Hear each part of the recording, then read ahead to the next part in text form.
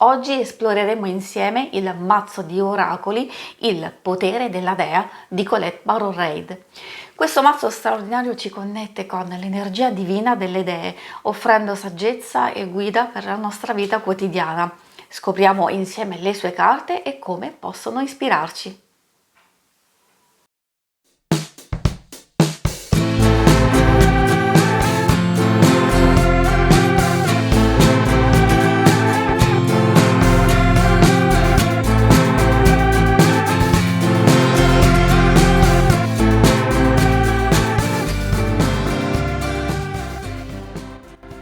Benvenuti a tutti e a tutte, io sono Angela e questa è la nuova puntata della Taroteca di Exoteric World.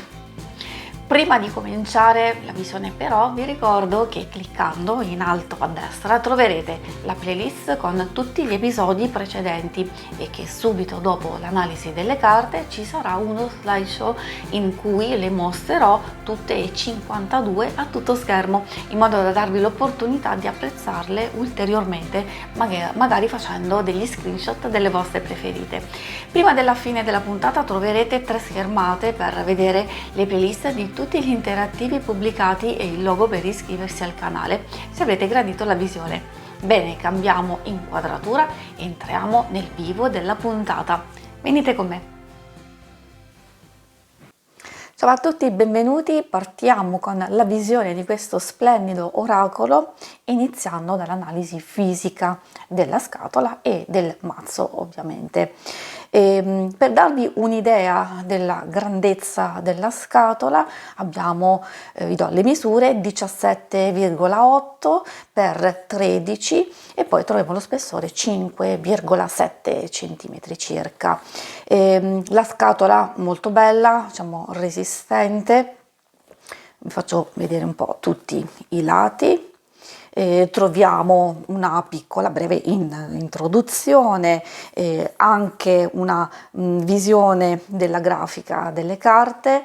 Ovviamente questo è un mazzo che è stato pubblicato con la Hay House Inc. nel 2018 di Colette Baron-Reid, con le illustrazioni di Gena della Grottaglia, e poi nel 2020 è stata fatta questa versione in italiano dell'Armenia. Possiamo aprire la nostra scatola comodamente, c'è un'apertura a calamita e quindi a portafoglio. Dentro troviamo un bel libretto, un libro abbastanza grande, e poi abbiamo le nostre carte, facili da prendere perché c'è questa scatolina in plastica comoda, e quindi troviamo le nostre 52 carte. Anche per darvi un'idea della grandezza proprio fisica delle carte stesse, la misura è di 12,5 cm, poi troviamo per 9 e lo spessore totale del mazzo è di 1,6. È vero, sono abbastanza grandi, però direi che nel mescolarle, io che ho delle mani piccole, non ho grandissime difficoltà. Consiglio comunque un tipo di mescolamento abbastanza delicato. Dico questo perché purtroppo la carta, il cartoncino è molto sottile e delicato. Sicuramente già so che purtroppo nel corso del tempo andranno a rovinarsi, soprattutto nei bordi, e questo è veramente un peccato. Effetto lucido di ogni carta. Il retro è in questo modo, dove troviamo questa bellissima grafica con al centro la triplice luna, o comunque il simbolo della triplice dea, con la differenza che al centro c'è l'albero della vita. E poi vedremo meglio appunto le carte, e vi ricordo che dopo la visione trovate singolarmente con uno slideshow per osservarle nella loro bellezza. Parlando poi del libro, ovviamente tutto in italiano perché questa è la versione italiana, bellissimo e interessante, quindi consiglio di dedicarsi alla lettura dell'introduzione. troviamo tutto il processo creativo, i pensieri, da dove è partito tutto in pratica diciamo, di questo progetto, e poi ci sono delle istruzioni, delle indicazioni per usare il mazzo, magari alcune cose le vedremo meglio successivamente, andando a vedere man mano anche le varie carte, con delle letture, dei consigli di lettura, e poi troviamo appunto le varie dee e i loro significati. Più o meno diciamo sia ogni carta è dedicata, sono dedicate 2 pagine, dove troviamo, ecco molto interessante, il messaggio per la presa di coscienza. In pratica sarebbe la lettura con la carta al dritto e invece con la carta al rovescio, quindi a testa in giù della dea, c'è il messaggio di allineamento. Non esiste positivo e negativo, esiste una forma di consiglio, di suggerimento e visione, insomma interpretazione di Colette Baron-Reid rispetto a ogni singola dea, e esiste la parte in ombra, chiamiamola così, quella di allineamento, e cioè una specie di avvertimento per entrare sia in sintonia con la dea sia effettivamente con il nostro percorso di vita e di crescita personale. E quindi qui troviamo effettivamente tutte le indicazioni. Alla fine trovate anche un indice comodo per riuscire a trovare subito, insomma, il significato. E poi cose generiche, insomma, sull'artista Gina della Grottaglia e l'autrice. Interessante, se volete approfondire ci sono delle letture consigliate. E adesso procediamo proprio con la visione delle carte. Eccoci di fronte alle prime 13 idee. Come già detto sono 52, li andremo a vedere perché ho diviso in 4 gruppi, ma ricordo che se volete visionarle meglio una per una trovate lo slideshow, e se vi dovesse piacere questo mazzo in descrizione trovate il link per acquistarlo. Queste prime 13 idee ci danno già una visione sia dell'aspetto artistico, grafico, ovviamente caratteristico dell'artista Gina della Grottaglia. A me piace molto, è un artista interessante. In questo caso ovviamente l'argomento delle dee e anche appunto la scelta di molti, diciamo, colori accesi, intensi, tanta luce, ha voluto secondo me proprio infondere le varie caratteristiche delle dee stesse ed esaltare la loro bellezza. Qui chiedo scusa, insomma, se magari il nome, sbaglierò qualche nome, però alcuni sono anche abbastanza complessi. Troviamo Aine, Afrodite, Arianrhod, Artemide, Atena, Benzaiten, conosciuta, o comunque io la chiamo meglio, più facile per me, Benten, Brandwen, Brigid, Cerdwin, Danu, scusate, Demetra, Helen e Ostre.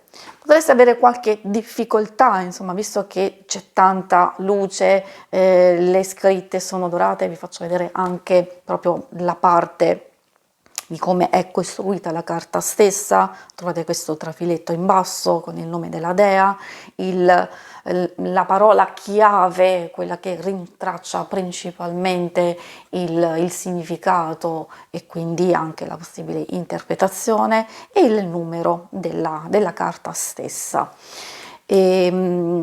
Qui potete fermare il video per visionarle meglio, ovviamente, e vediamo poi insieme adesso tante altre indicazioni che ho proprio da dirvi su queste carte. Come ho detto, ci sono effettivamente delle idee che sono abbastanza conosciute un po' per tutti noi, però io grazie a questo mazzo ho scoperto tante altre effettivamente di cui non conoscevo l'esistenza.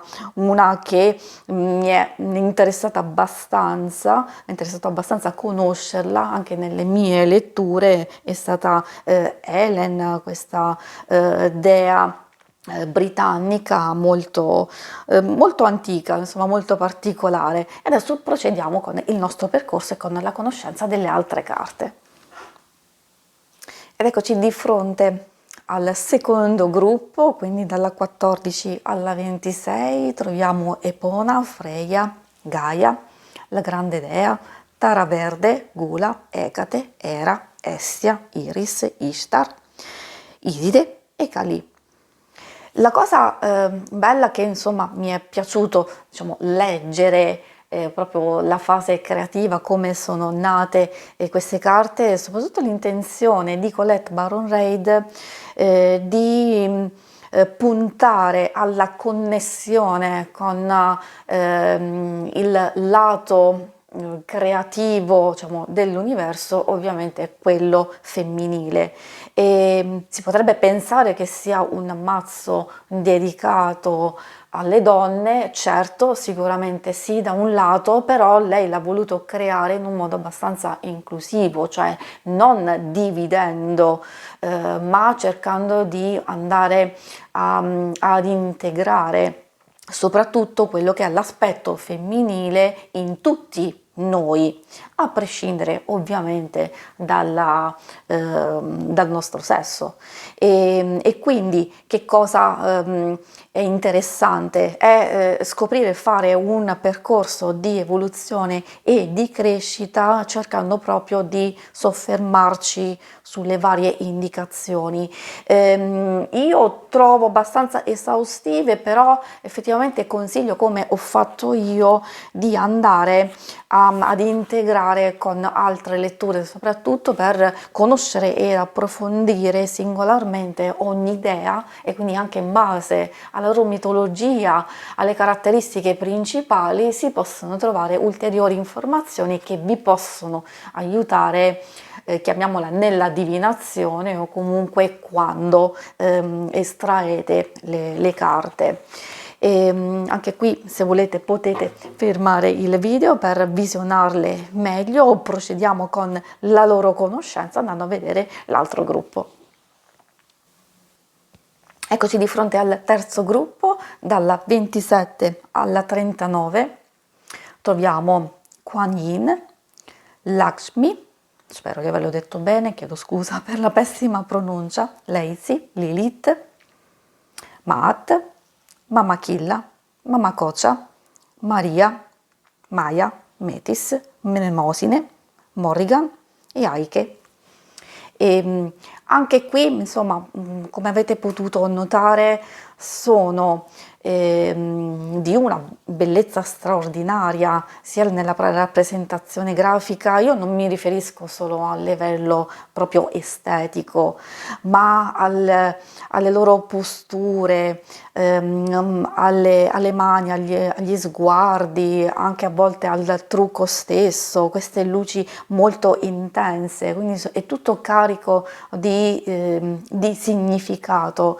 E un'altra cosa, diciamo, abbastanza interessante che, diciamo, ho notato, e che c'è anche scritto nel libretto, è il fatto che, diciamo, c'era una dea, potete andarlo a leggere, che non era prevista, Kali, che non era prevista all'inizio nel progetto del mazzo di oracoli, e quindi c'è un episodio molto particolare dove in pratica la dea Kali si è manifestata in una meditazione, poi tramite una guaritrice ha ricevuto il suo messaggio, e quindi che era quasi offesa di non essere stata inserita nel mazzo stesso, però aveva effettivamente una precisa indicazione per appunto l'autrice e per l'artista, e cioè che non voleva essere rappresentata come la conosciamo solitamente, quindi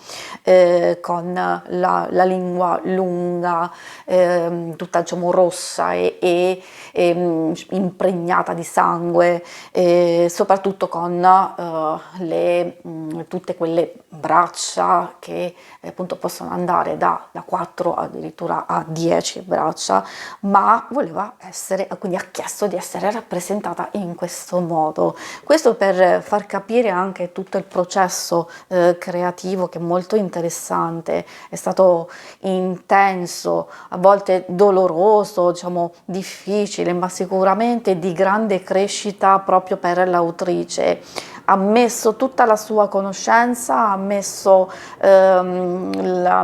il suo essere, tutto quello che ha imparato in questo percorso, quindi ci teneva assolutamente a dare a noi delle indicazioni per far sì di guarire nelle nostre ferite, di crescere, far crescere le nostre capacità, e quindi poi di donare al mondo la nostra miglior parte, il nostro miglior essere. E anche qui insomma potete fermare il video. Adesso andiamo a vedere l'ultimo gruppo. Eccoci di fronte all'ultimo gruppo, dalla numero 40 alla 52, dove troviamo Aix, Oshun, Parvati, Rea, Persefone, Sarasvati, Shakti, Skuld, Sofia, Donna Ragno, Uzume, Yukionna.